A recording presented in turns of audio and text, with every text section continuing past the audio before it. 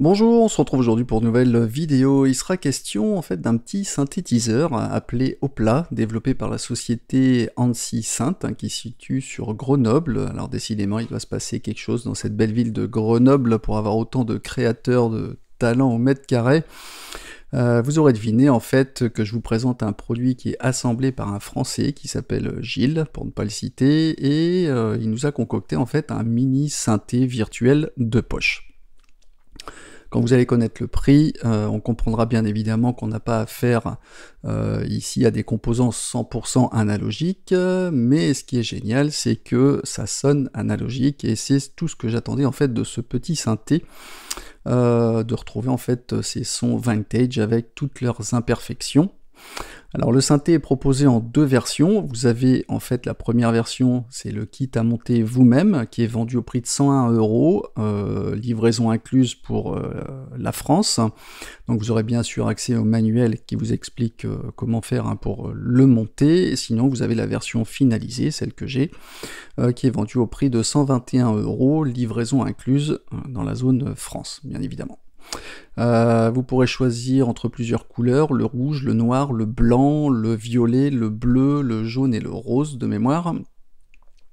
Au niveau des dimensions, il fait 8 cm sur 6,5 et 2,5 de profondeur. Alors c'est sûr, c'est petit, mais l'écran d'affichage de 2 pouces est super confort. On voit bien les informations qui sont affichées à l'écran. En plus, il est tactile, donc on peut le toucher, on peut l'utiliser avec les doigts, et un stylet qui est fourni d'ailleurs.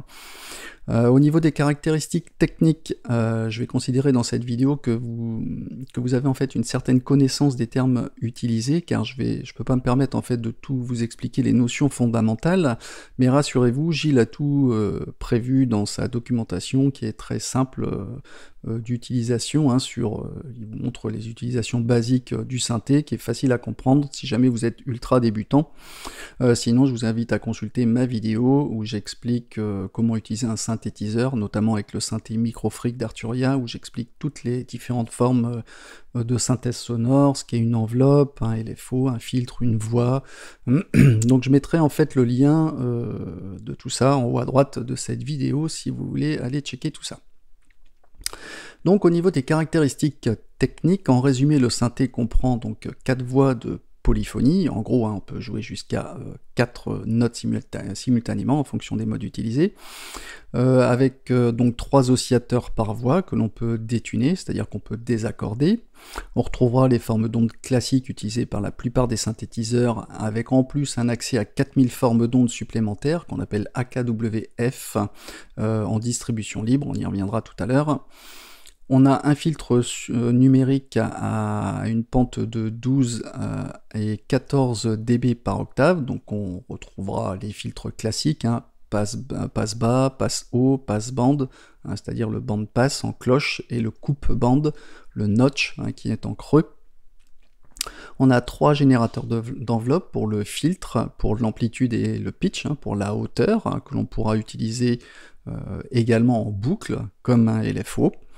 On a 2 LFO qui sont assignables à plusieurs destinations, c'est-à-dire à plusieurs paramètres du synthé. On a une fonction de wave shaping qui permet de modeler, de modifier nos formes d'ondes.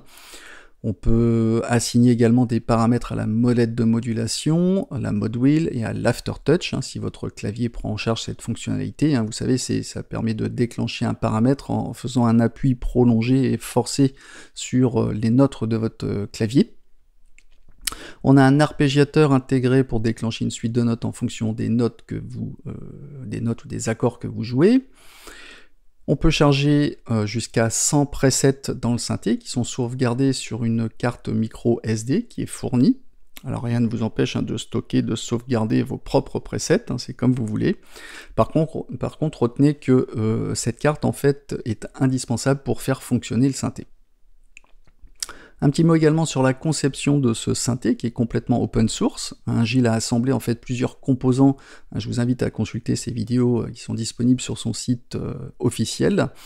Il a ensuite retravaillé, personnalisé un projet open source développé par Marcel Licence qui est disponible sur son GitHub. Il a aussi intégré donc la librairie des formes d'ondes AKWF dont je vous ai parlé précédemment. Et vous pouvez également consulter le GitHub de Gilles pour en savoir plus sur la partie hardware, sur les ressources matérielles et les documentations et autres, etc. Au niveau des connexions, c'est simple, on a un port USB pour alimenter le synthé avec le câble qui est fourni, un port MIDI in au format DIN 5 broches pour recevoir les données MIDI d'un clavier ou d'un séquenceur et autres. Alors pour le MIDI d'ailleurs, sachez que le synthé est compatible MIDI CC avec les control change pour gérer donc les flux des messages MIDI.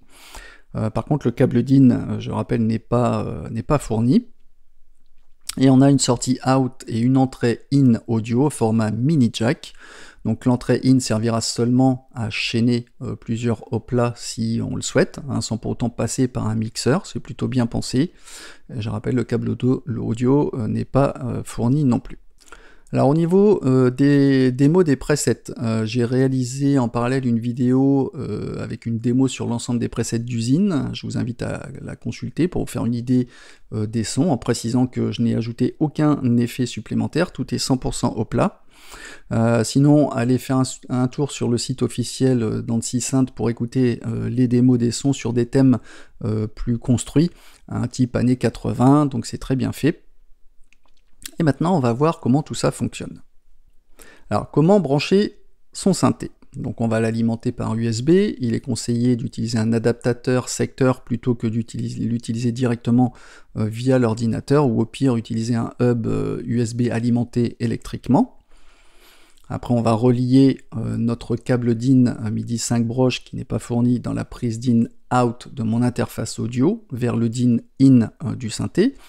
Ça permet d'utiliser par exemple vos claviers habituels depuis votre séquenceur audio numérique pour jouer les sons du hop-là. Sinon c'est tout à fait possible de brancher votre clavier maître ou votre synthé directement vers l'hop-là en sélectionnant le canal MIDI adéquat.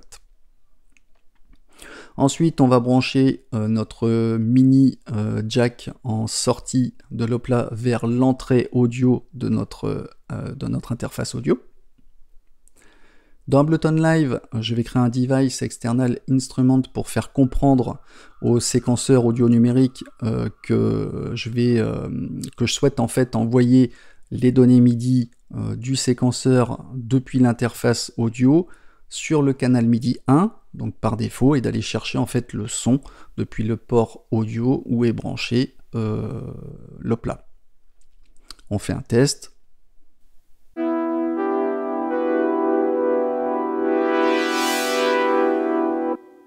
C'est bon, le son passe bien. Alors donc comment se repérer dans l'hop-là? Donc quand vous allumez le synthé, on arrivera sur une page de garde, une vue générale qui nous indiquera le nom du preset en haut à gauche, le nom du preset juste à côté, on clique dessus pour le renommer si besoin avec l'éditeur de texte, on fait Escape, échappe pour revenir au menu. À droite, on a une tête représentant le logo de la marque qui permet d'accéder à la sélection des formes d'ondes AKWF, alors qui est accessible uniquement si l'oscillateur utilisé par le preset est en mode AKWF, on y reviendra plus tard. En dessous, on a le nom de la section, ici on est dans la page en fait oscillateur. Après on a des rectangles avec des noms de paramètres abrégés en lettres, avec 3 lettres écrites en vert. En dessous de chaque, on aura les valeurs ou les choix correspondant aux paramètres du dessus. Et tout en bas, on a des flèches gauche-droite pour naviguer dans les différentes pages du synthé. Entre les flèches, on a un champ d'information. Ici, il affiche en fait le nombre de notes maintenues simultanément. Exemple, si je joue une note, il affiche 1. Si j'appuie sur une deuxième note, on en a une deuxième, etc. jusqu'à 4, nombre de voix également.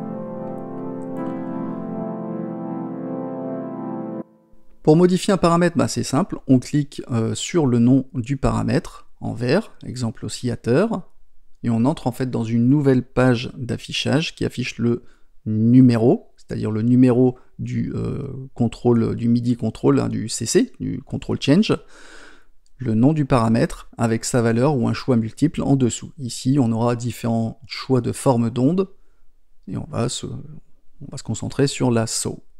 On clique sur le nom du paramètre pour revenir à l'écran principal. Et pour l'AKWF, on cliquera en haut à droite du menu principal, hein, du logo, pour accéder aux multiples choix de forme d'onde. Donc on visualise la forme d'onde. En dessous, on a deux lignes.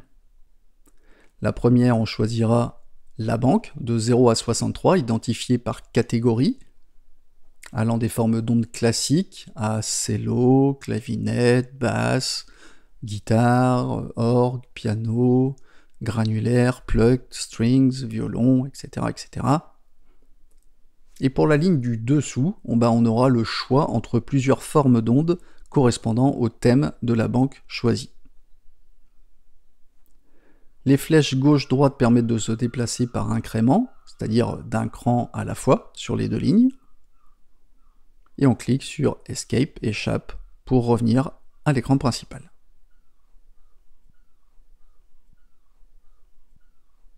Alors comment choisir un preset? On clique sur le numéro en haut à gauche pour afficher le nom du preset.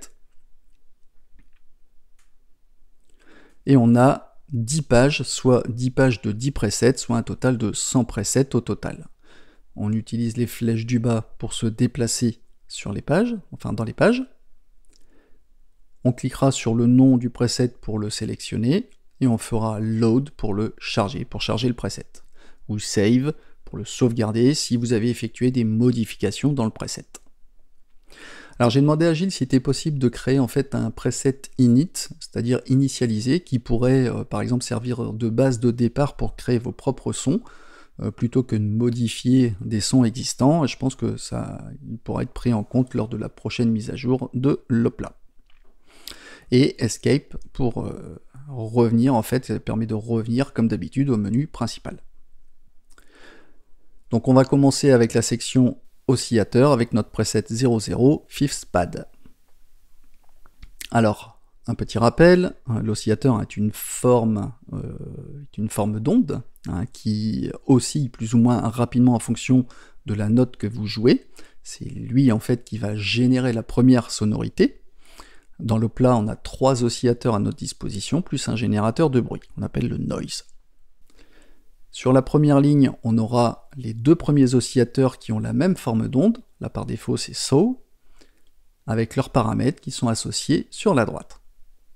Ils pourront être désaccordés pour obtenir plus de densité, exemple avec le paramètre ditune, avec le DET, que je vais mettre sur environ de 70, et puis on joue avec le slider, et on sent qu'en fait le son est renforcé, un peu plus consistant, plus chaud. On utilisera le mix pour contrôler le volume en fait des 2 premiers oscillateurs.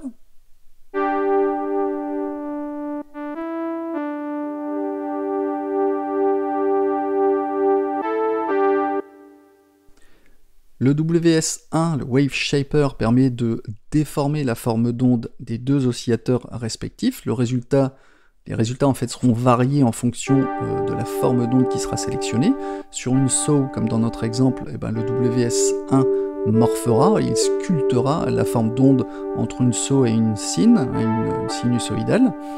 Donc, je vais mettre la valeur sur 60, le son ici est un peu plus doux. Alors ça pourrait être intéressant par exemple d'assigner ce paramètre à un modulateur de type LFO pour générer des harmoniques supplémentaires par exemple. Le WS2 lui n'est pas encore actif, mais on pourrait imaginer l'utiliser par exemple comme Wave Shaper sur le sub, à voir dans un futur développement, mais pour le moment il ne sert à rien. Sur la deuxième ligne, on aura donc le 3e oscillateur, le sub, avec la possibilité de changer également la forme d'onde, mais par contre on n'aura pas accès aux formes d'onde AKWF pour le sub. Donc je vais prendre l'exemple avec le pull pour pulse.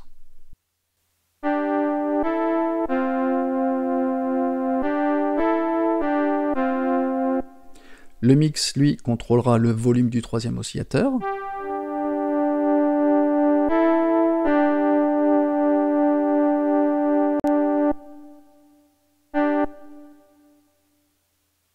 DET désaccordera en fait le troisième oscillateur, hein, le D-tune.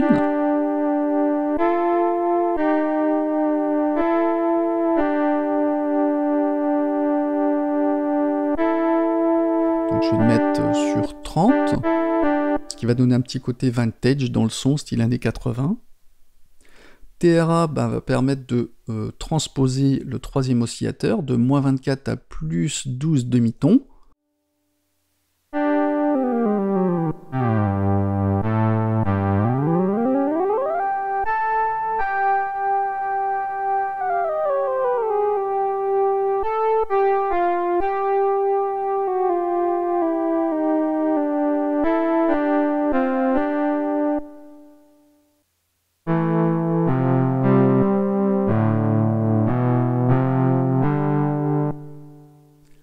Pan est affecté à l'ensemble de notre preset, il permet de changer le panoramique entre les notes.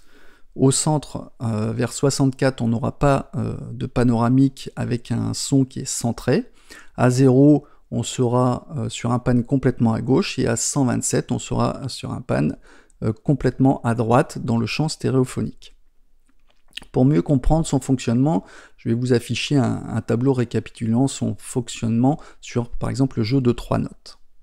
À une valeur de 64, la répartition des niveaux des sorties audio gauche et droite seront les suivantes. 50% à gauche, 50% à droite pour l'ensemble des notes. Si le paramètre est à 0, la première note sera jouée à 100% à gauche, la deuxième 100% à droite, la troisième 100% à gauche. C'est comme ça qu'il faut comprendre le process.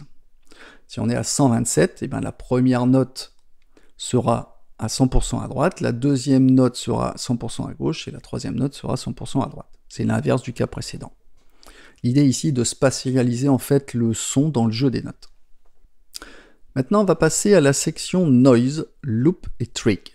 Donc on clique avec la petite flèche en bas pour accéder à cette section. Donc en plus des oscillateurs, on a la possibilité d'ajouter du bruit, notamment du white noise, c'est-à-dire du bruit blanc, pour salir un peu notre son. Donc en dessous de NOI pour noise, on peut décider d'injecter du bruit avant la section de filtre de fréquence, c'est-à-dire en pré, ou après, quand on est en mode post.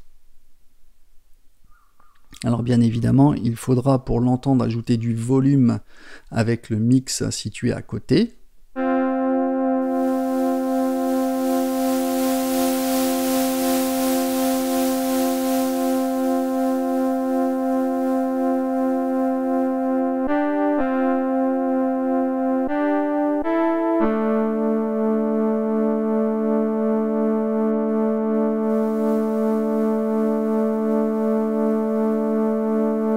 Juste un tout petit peu, histoire d'ajouter encore un petit peu plus de chaleur à notre son. En dessous, on a Back Wave, des paramètres qui servent à rien dans cette section, sauf si vous utilisez la forme d'onde AKWF, et auquel cas, vous pourrez utiliser BAK pour gérer la banque et Wave pour gérer la forme d'onde, sans pour autant passer par le logo en haut à droite. Voilà, c'est un genre de raccourci si je puis dire, mais sinon il n'y aura aucun impact dans cette section.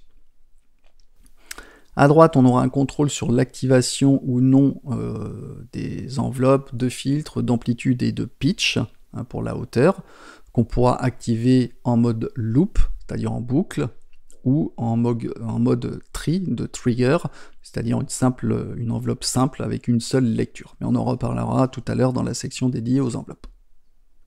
Alors maintenant, on va voir la section filtre. Donc on clique en bas à droite avec la flèche pour accéder à cette section. Donc on a affaire à un filtre numérique résonant à 2 ou 4 pôles. Les pôles correspondent à la pente de la courbe du filtre. 4 pôles, ça veut dire qu'on a une pente à 24 dB par octave, et 2 pôles, ça veut dire qu'on a une pente à 12 dB par octave, donc une pente plus douce. Cette section permettra de filtrer en fait les fréquences, mais aussi d'amplifier d'autres fréquences afin de générer de nouvelles harmoniques. Donc dans type, on ira chercher le type de filtre à utiliser, donc low pass, high pass, band pass et le notch. Donc notez que le nombre de pôles peut varier en fait en fonction du mode de jeu qui est utilisé, si vous êtes en polyphonique, paraphonique ou en monodique. Donc si vous n'êtes pas familiarisé encore une fois avec ces notions, consultez encore une fois ma vidéo qui est indiquée en haut à droite, où je vous explique justement ces nuances. Donc moi je vais choisir un type en 4LP, donc en low pass. Le FC va nous permettre de gérer le cutoff, c'est-à-dire ajuster la fréquence de coupure du filtre, c'est-à-dire à quel endroit on va commencer à atténuer les fréquences.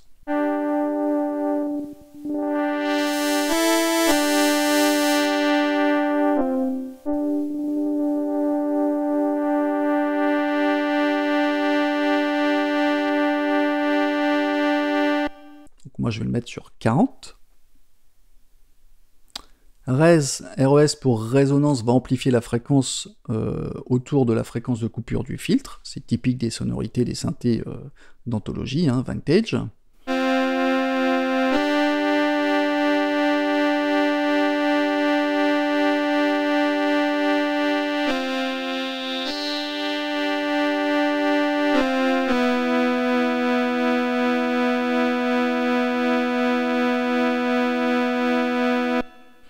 KBT pour Keyboard Tracking concerne le suivi du clavier. Il faut savoir que la fréquence de coupure du cutoff varie en fonction des notes que vous jouez, donc qu'elles soient graves ou aiguës. Donc on peut jouer avec ce paramètre pour éviter par exemple que des notes trop aiguës soient trop brillantes et ainsi les étouffer avec le filtre. On va faire un test avec le slider.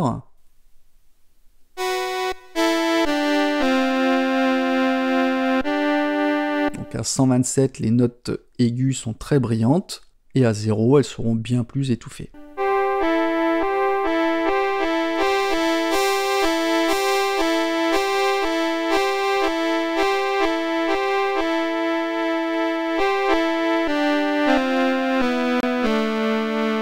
VEL permet de contrôler le filtre avec la vélocité des notes, c'est-à-dire avec la force d'appui sur les notes, seulement si votre clavier bien évidemment est sensible à la vélocité.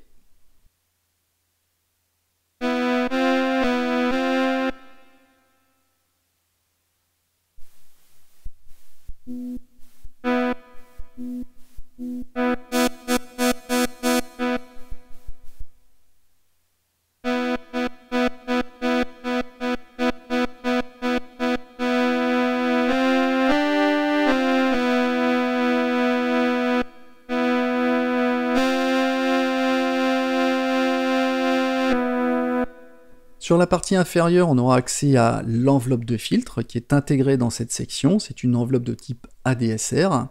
J'ai également fait un tuto sur le sujet si ça vous dit, je vous mettrai le lien en haut à droite de cette vidéo. Donc l'enveloppe permet de définir l'évolution en temps réel du comportement d'un paramètre, c'est-à-dire de ses valeurs situées entre 0 et 127. L'attaque ATT, donc pour attaque définit le temps que va mettre l'enveloppe à atteindre son point maximum.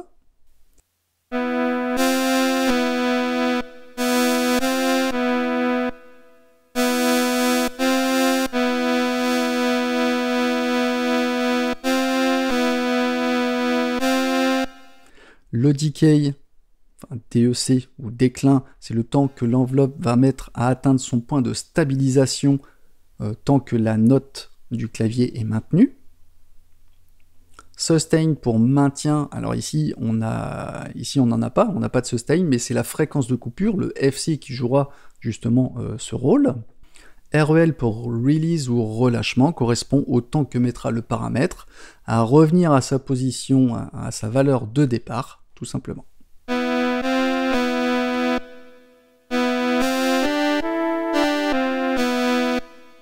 Et AMT pour amount ou dosage correspond au taux d'injection de l'enveloppe, c'est-à-dire la quantité d'enveloppe qui va agir sur le filtre. Donc à quoi ça sert? La particularité de cette enveloppe, c'est qu'elle est bipolaire. Donc elle a des valeurs positives et négatives. Imaginons, enfin par rapport à un axe, imaginons 64, qui étant la moitié, on va dire, en arrondissant, de la valeur minimale et maximale MIDI. Le minimal étant le 0 et le maxi étant le 127. Donc pour agir sur le filtre, on pourra ajouter de l'amount pour des valeurs supérieures à 64 et inversement, diminuer pour les valeurs qui sont inférieures à 64. Donc en gros, si on met la valeur à 64, l'enveloppe n'agira tout simplement pas sur le filtre, c'est ce qu'il faut comprendre. Alors là, je pense que je vous ai perdu. Si, je vous ai perdu. Donc, on va prendre un exemple. Je vais mettre un FC, un cutoff très bas, à 0, avec un amount au max, à 127.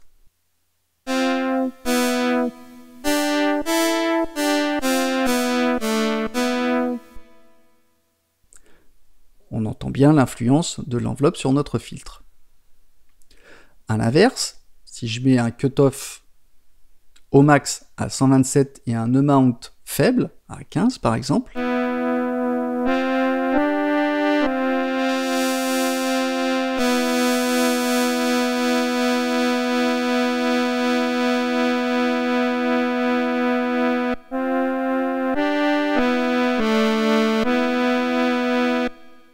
et ben on aura un comportement complètement différent sur notre filtre. Et si je mets un amount à 64, eh ben il n'y aura aucune action sur notre filtre.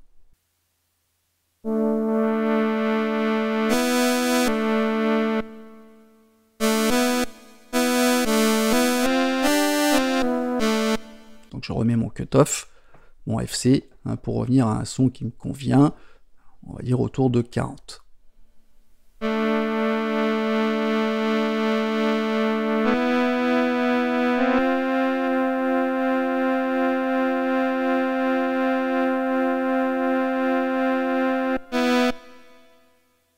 Alors maintenant, on va voir la section d'enveloppe générateur. Alors ici, on a deux autres enveloppes pour l'amplitude, donc l'enveloppe unipolaire classique, et une enveloppe de pitch pour la hauteur, qui elle est bipolaire également, donc comme celle du filtre.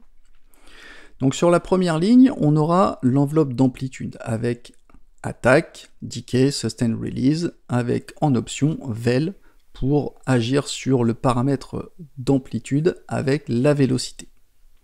Exemple, si je mets une attaque à 0, le son arrive rapidement. Si je le mets à 90, ben il mettra plus de temps pour atteindre la valeur maximale de son amplitude.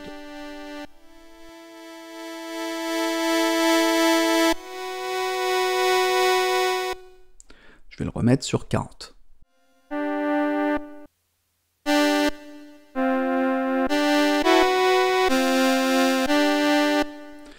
Pour la vélocité, ben si je mets une valeur à 0, eh ben j'aurai la même amplitude quelle que soit la force avec laquelle j'appuie sur les notes.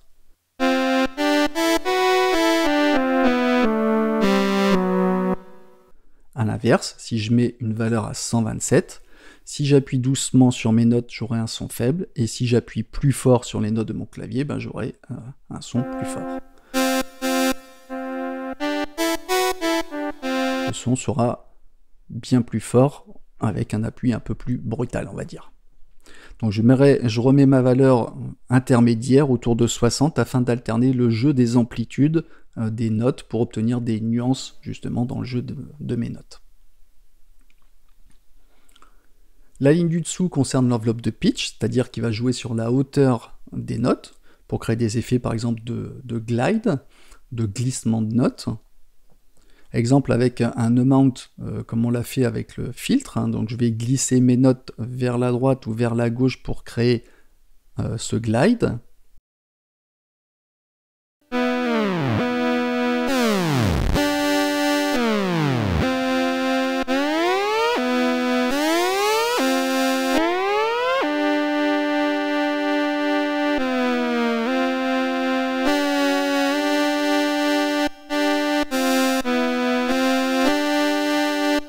Donc à 64, eh ben, on n'aura pas d'effet de glissement. Par contre, à 65 ou 63, c'est subtil, ça donnera un petit côté justement lo-fi, de décalage, comme si on avait fait un effet de bande de cassette un peu usé avec le temps.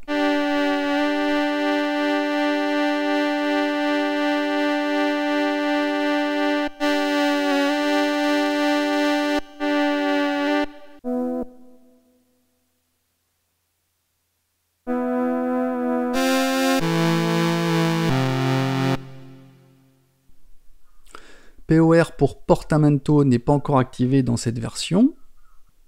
Donc au final, on a 3 enveloppes qui se comportent comme telles, en one shot, c'est-à-dire en un seul cycle de lecture, et qui disparaissent au relâchement des notes, quand on est en mode trig ou trigger, pour déclencher.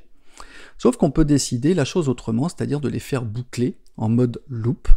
C'est comme un LFO qui tourne et tourne indéfiniment, en plus d'être polyphonique, et oui. Donc ça sera intéressant de les utiliser par exemple sur des presets paraphoniques ou monodiques. La doc nous donne un exemple en mode monodique. L'enveloppe de filtre est déclenchée sur la première note jouée, et il faudra attendre qu'il n'y ait plus du tout de note jouée pour redéclencher la prochaine enveloppe. Donc c'est le principe du mode trig, on redéclenchera l'enveloppe à chaque nouvelle note jouée. Donc on aura accès à ces modes dans la section Noise Loop Trig qu'on a vu tout à l'heure, donc avec un FLP pour filtre loop, ALP pour amp loop, et PLP pour pitch loop, qu'on active donc sur on ou pas, on met sur no. Et idem avec le FTR pour le filtre trigger, pour le ATR pour le amp trigger, et PTR pour pitch trigger, et non pas péter de rire. Alors maintenant, on va voir la section LFO. Donc j'ai également fait une vidéo sur qu'est-ce qu'un LFO, je vous invite à consulter en haut à droite de cette vidéo si ça vous intéresse. Donc c'est un oscillateur basse fréquence, ça c'est le Low Frequency Oscillator, qui sert à moduler des paramètres sur un cycle infini tant que vous restez appuyé sur la note. On a 2 lignes correspondant à 2 LFO avec les mêmes réglages, donc on peut choisir la vitesse du LFO avec le SPE pour Speed.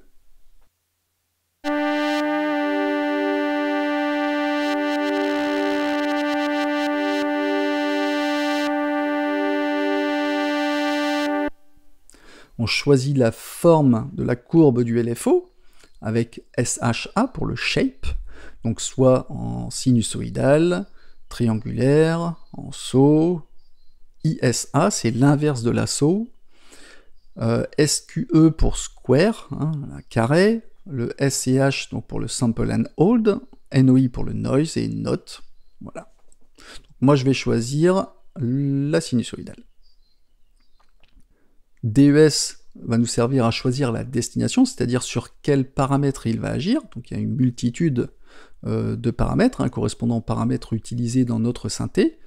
On va faire défiler les choix comme l'amplitude, la fréquence de coupure, le pitch, le bruit, le panoramique, le wave shaping, la vitesse de l'autre LFO, le LXS, l'amplitude de l'autre LFO, le LXA, le pan de la reverb, RPA, le pan du delay, le DPA, le volume de la reverb, RAM, et le volume du delay, le DAM.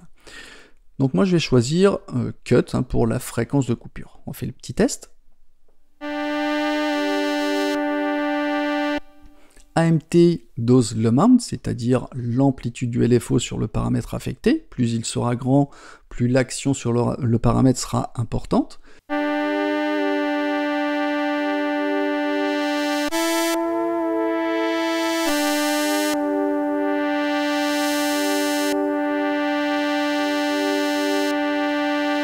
Donc je vais choisir la subtilité avec un réglage à 26.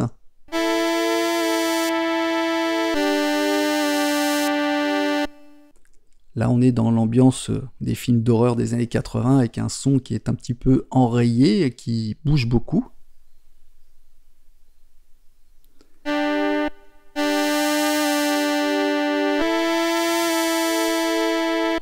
SYN va nous servir à régler le mode de synchronisation du LFO. Donc on a Free qui est le mode libre. Le LFO suivra toujours son cycle. SYN, le LFO sera réinitialisé avec les notes jouées. Et Hans, le LFO effectue un seul cycle et s'arrêtera tout seul ensuite. C'est-à-dire comme une enveloppe en quelque sorte. Donc je vais choisir SYN pour qu'il redémarre à chaque nouvelle note. Je vais laisser les réglages par défaut pour le deuxième LFO du bas, affectant le WS, donc le shape, le wave shaper, mais je vais augmenter un peu le mount pour donner un petit peu plus de corps à notre son.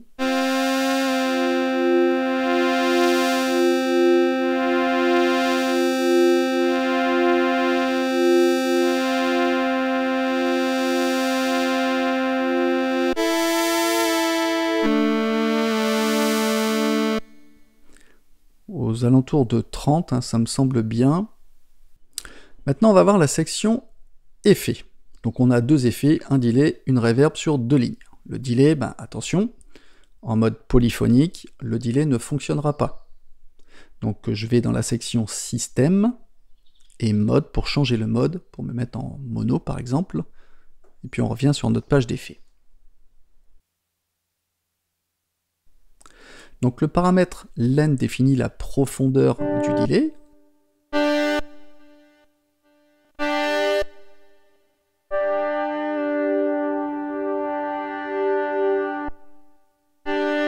Je vais choisir un delay court, sur 23 par exemple. AMT, comme vous l'aurez deviné, définit le taux, c'est-à-dire le volume du delay.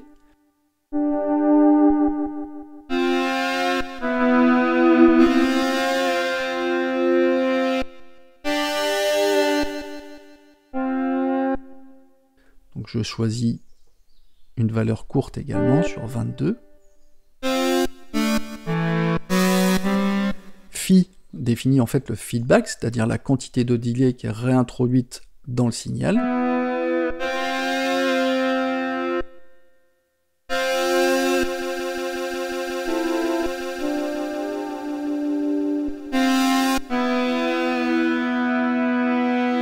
Donc je choisis une valeur autour de 40 pour entendre un peu le delay au relâchement des notes.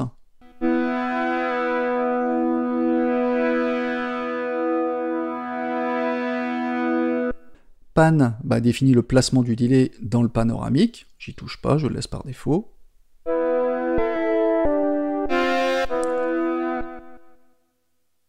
Alors 10 introduit en fait une certaine quantité de distorsion en augmentant le signal de sortie avec un écrêtage. Ce paramètre en fait est disponible en mode polyphonique et en mode paraphonique ou mono seulement si le delay est à 0. Donc je mets mon AMT du delay à 0 et j'augmente ma disto.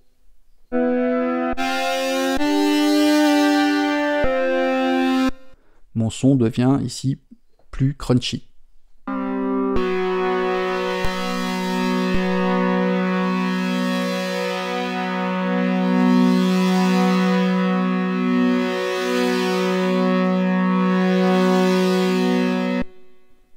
Pour la reverb, rev définit le taux, la quantité de reverb.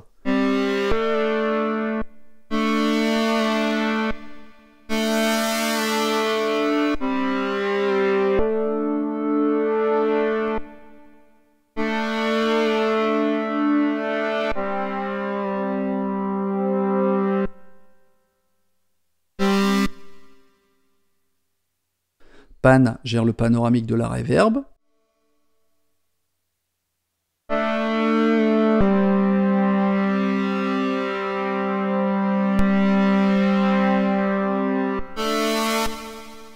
Alors DEC pour décimator introduit une perte de résolution en termes de bits, en quelque sorte comme un bit crusher, et il répond à la même contrainte en termes de mode que la distorsion au-dessus, c'est-à-dire pour l'entendre, on devra mettre le paramètre rev à 0. WDR correspond en quelque sorte au dry wet du décimator et de la distorsion, c'est-à-dire en fait qu'il gère le rapport entre la quantité de signal non traité et traité par l'effet. Disto d'ailleurs et décimator fonctionnent ensemble, ils sont en série dans le signal audio et on peut contrôler leurs effets avec le slider justement dry wet.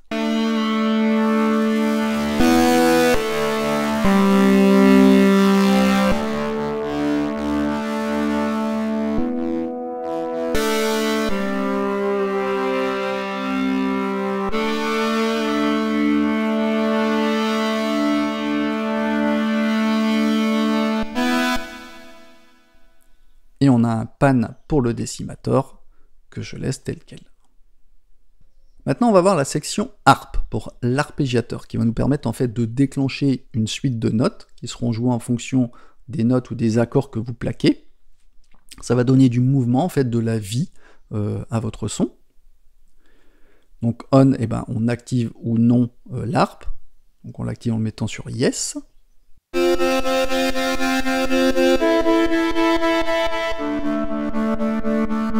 HLD est l'abréviation de Hold, qui veut dire maintenir. Il permet en fait de figer les notes que vous jouez sans pour autant rester appuyé dessus avec vos doigts. On le met sur Yes, et les nouvelles notes ou accords qui seront appuyés vont remplacer les précédentes. On va faire un petit test.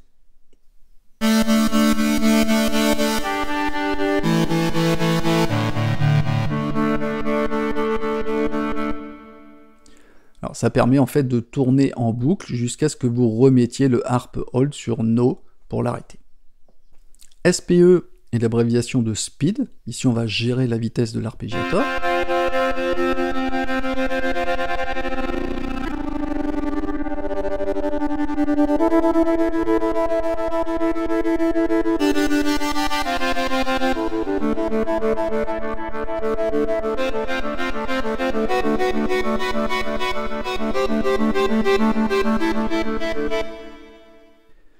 Div correspond aux divisions rythmiques de 4 à 32 par cycle de lecture, donc sur 4 en fait il sera très lent, et sur 32 il sera beaucoup plus rapide. Je vais le laisser sur 32.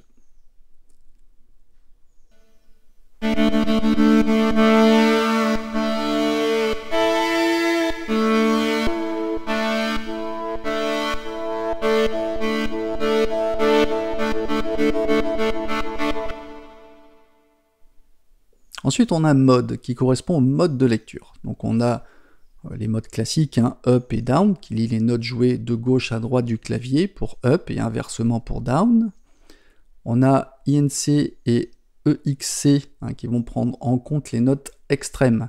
Donc la première et la dernière note jouée. Donc en mode INC, elles seront incluses dans la lecture, et en mode EXC, elles seront exclues. RND pour random, le cycle de lecture des notes se fait aléatoirement. ORD pour order, donc les notes seront arpégiées dans l'ordre sur lesquels elles ont été jouées. On a un up 2 et down 2, c'est le même principe que pour le up 1 et le down 1 du début, sauf que les notes ici seront répétées 2 fois au lieu d'une seule fois.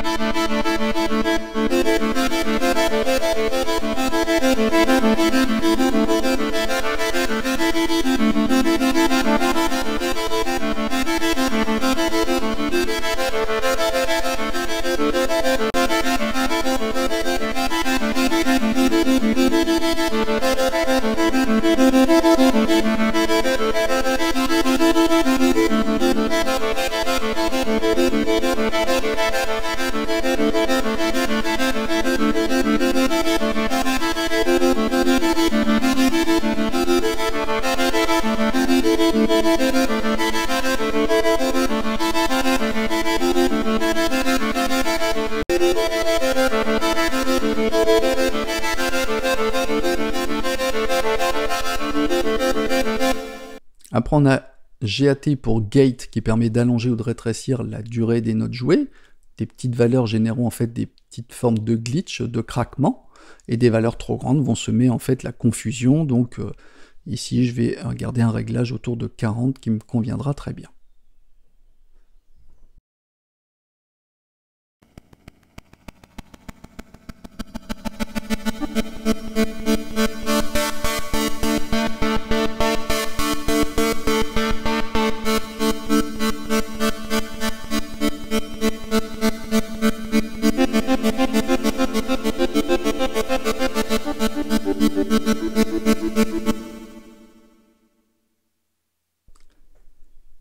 SWI pour swing, il va permettre de décaler les notes pour apporter un côté un peu plus humain, pas trop calé justement sur la grille rythmique pour éviter justement des répétitions trop mécaniques.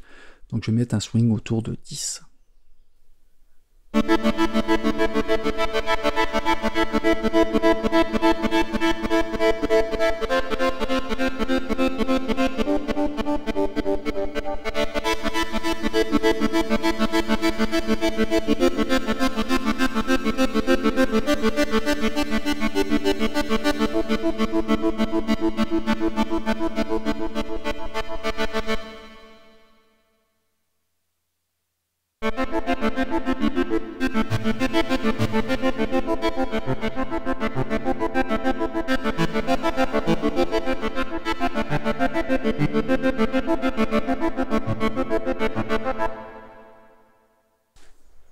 Donc maintenant, on va voir la section système et modulateur. Alors mode, ici, va permettre de sélectionner le mode de jeu, c'est-à-dire soit en poly pour une polyphonie 4 voix avec un filtre et des enveloppes pour chaque voix, mais on perd ici l'effet de delay. PAR pour paraphonique, avec 4 voix, avec un seul filtre pour toutes les voix. Par contre, on en a un pour chaque voix pour l'enveloppe de pitch et d'amplitude. On a monophonique, ou plutôt on devrait dire monodique, donc avec 4 voix, 3 oscillateurs, une enveloppe pour le filtre, l'amplitude et le pitch, qu'on peut ou non redéclencher à chaque note. PBR pour Pitch Bend Range, c'est-à-dire elle va correspondre à la plage de demi-ton utilisable avec la molette de pitch de votre clavier, qu'on peut régler de 0 à 12 demi-tons. Donc moi je vais le mettre sur 2.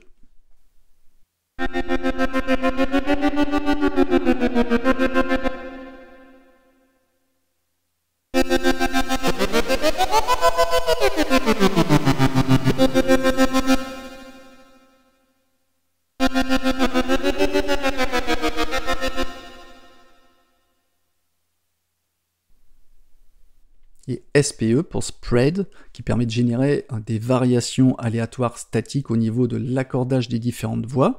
En mode poly ou para, on constatera des variations au niveau des oscillateurs.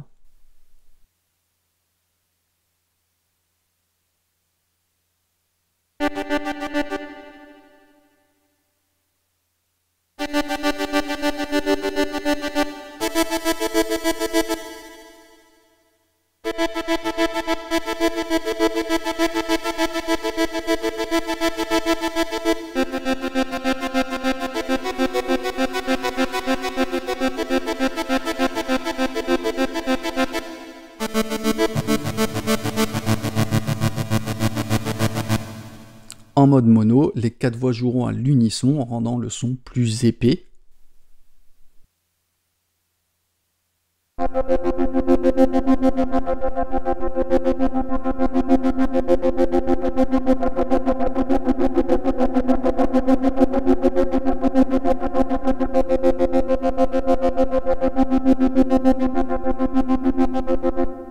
Donc je reviens en mode poly. TRP permet de transposer le son à plus ou moins 24 demi-tons.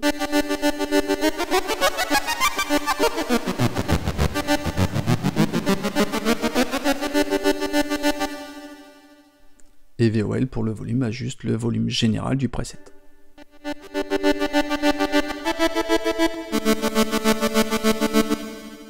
En dessous, nous avons les modulateurs, c'est-à-dire 2 options supplémentaires pour contrôler des paramètres, avec la molette de modulation, la Mod Wheel, et l'Aftertouch pour déclencher des paramètres avec un appui forcé sur les notes.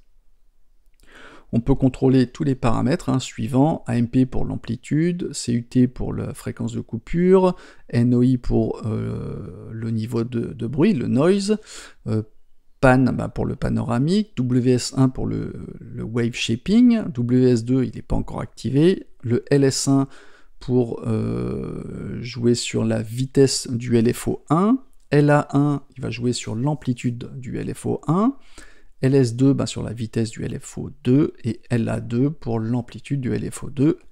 Et on a un MIDI CC qui permet de connecter n'importe quel appareil du haut-plat vers un modulateur. Dans la Mod Wheel, donc on va sélectionner la destination du paramètre qui est gérée par la molette de modulation. On va faire un test avec le slider. Donc je vais choisir le CUT, le cutoff, même s'il est utilisé tout à l'heure par le LFO, mais on va utiliser le cutoff, la fréquence de coupure, et on constatera que lorsqu'on joue avec la molette, la fréquence de coupure modifie le son.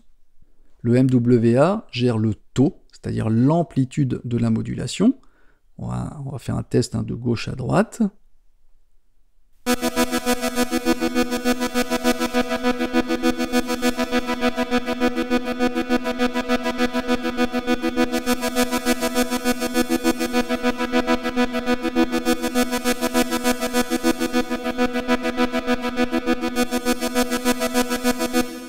Donc on se figera sur une valeur de 20 qui est un peu plus subtile, je trouve, dans le comportement du son.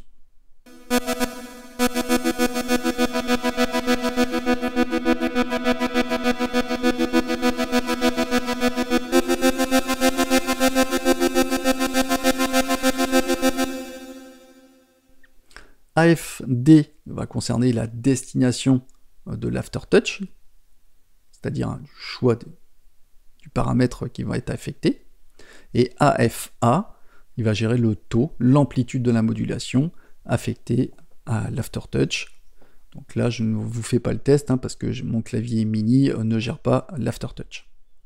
Après, on a la section MIDI et divers. Alors cette section est plutôt technique, elle va nécessiter une certaine connaissance de l'environnement MIDI, mais je vais essayer de vous simplifier les choses. On va dire donc MRX, c'est ici qu'on va sélectionner en fait le canal MIDI de l'Opla pour l'utiliser avec un clavier maître, votre séquenceur audio numérique ou un autre contrôleur MIDI. On sélectionnera un canal MIDI entre 1 et 16. Mode, ici on va sélectionner le mode MIDI qui sera utilisé. Alors le mode ABS, qui veut dire le mode absolu, permet d'envoyer directement en MIDI CC, c'est-à-dire en control change, la valeur du potentiomètre ou de l'encodeur que vous utilisez. Par contre, on risque d'avoir des sauts de valeur lorsqu'on change les affectations d'un contrôleur. Dans le mode relatif, le LR1, justement, n'aura pas ces sauts de valeur. Le mode NRP, lui, il peut envoyer une valeur plus précise, qui contourne en fait, en quelque sorte, pour simplifier la limitation de 0 à 127, il permet d'agir sur une plus grande plage de variation. Donc l'Opla, en fait, fonctionne par incrément et décrément du mode NRPN, c'est-à-dire la norme en quelque sorte qui correspond au MIDI GM/GS, je ne rentre pas dans les détails, mais ceux qui connaissent comprendront très bien ce que je dis. En gros, retenez que le mode relatif et NRPN permettent d'éviter les sauts de valeur quand on affecte un encodeur à une fonction. Le mode relatif prend en compte la vitesse de rotation de l'encodeur, permettant un incrément et un décrément plus rapide, chose par contre que le NRPN ne fait pas. En off, on n'a rien.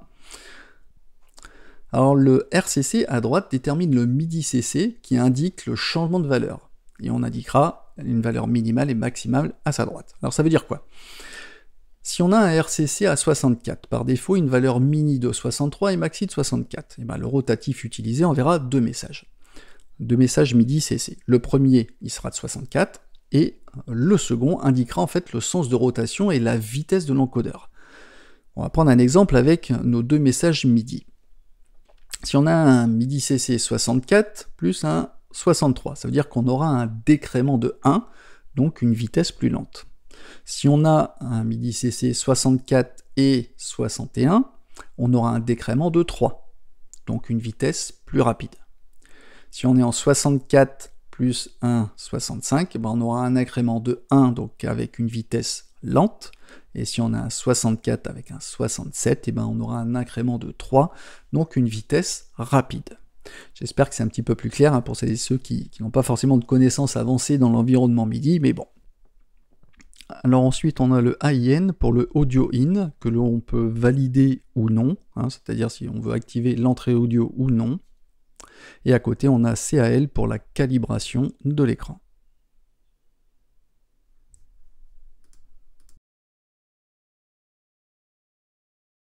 Bon, c'en est tout pour cette section MIDI, et je vous propose de passer à la conclusion maintenant, si vous le voulez bien. Eh bien, en conclusion, on a affaire à une belle petite machine, un mini synthé bien pratique, portable, bien conçu. L'écran d'affichage, la navigation dans les paramètres est très intuitive et évolutive. Les sons sont au rendez-vous, on arrive rapidement à recréer des sonorités vintage dans la ligne des synthés des années 80. Pour le prix, on a quand même un synthé qui est assez original. N'hésitez pas à consulter justement la chaîne YouTube et le site officiel de Gilles pour voir tout ce qu'il propose. Alors pour info, Gilles sera au Synthfest 2022 qui se passera à côté de Nantes, à Saint-Herblain, le 1er, 2 et 3 avril 2022. Donc si jamais vous souhaitez le rencontrer, c'est l'occasion, ça sera l'occasion d'échanger avec lui si vous souhaitez obtenir un petit peu plus d'informations sur les machines qu'il développe. Ce sera également aussi l'occasion de rencontrer d'autres passionnés de synthétiseurs, donc si vous avez l'occasion, allez faire un tour au Synthfest 2022. Voilà, c'en est tout pour cette vidéo, j'espère qu'elle vous aura plu, n'hésitez pas à la partager sur les réseaux sociaux, à vous abonner pour être avisé des nouvelles vidéos que je mets en ligne. Sur ce, je vous souhaite une belle journée, prenez bien soin de vous, de vos proches et de vos anciens, je vous dis à bientôt pour de nouveaux tutos, ciao!